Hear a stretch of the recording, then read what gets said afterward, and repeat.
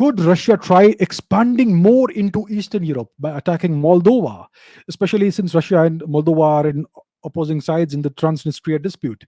Abhi says, greetings from Poland, taking into consideration that Putin might actually capture the whole of Ukraine.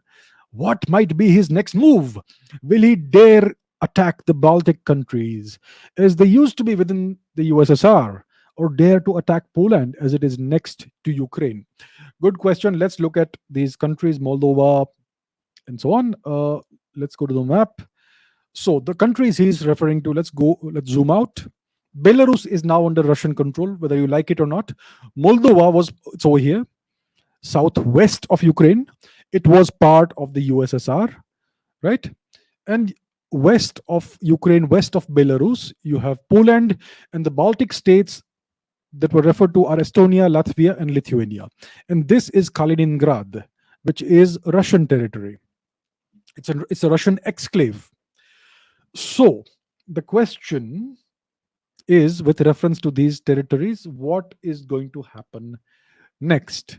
Could Russia try expanding into Eastern Europe, which means Lithuania, Latvia, Estonia, Poland, Romania, Moldova, Bulgaria, and so on? Is that what's going to happen? And what Abhi is saying, will Mr. Putin attack Poland? I don't think Mr. Putin has gone mad. I think Mr. Putin is a very rational person. What he is doing is not craziness, it's not madness. It is something that has been long in the planning, and he has calculated precisely how far he can go with this invasion. He has calculated correctly that NATO will not intervene and try to save Ukraine, even though they have promised the moon and the stars to Ukraine.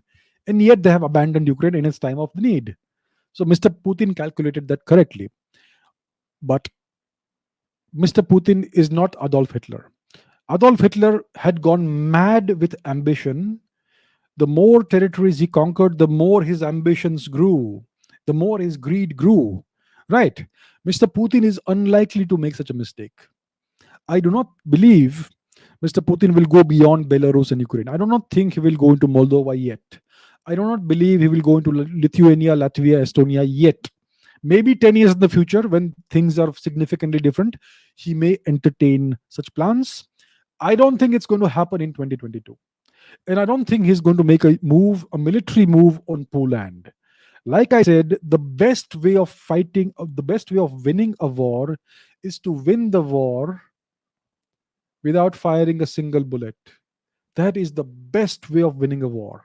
So if you can coerce and bully a country and carry out a regime change and install a puppet regime that is pro-Russia, then why do you need to go to war? And you can engineer that over time in a few years without ever spending military might in doing that.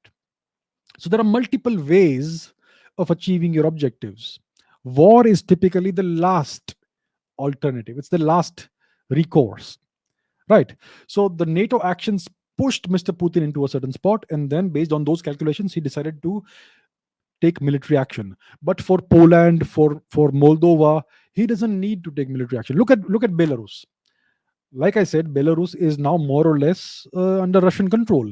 Did he have to send his army there to achieve this military control, to achieve political control? No. All he had to do was make sure that the president of Belarus changes the constitution, which makes Belarus more or less de facto a Russian controlled nation. Right? So Belarus is more or less no longer a sovereign state.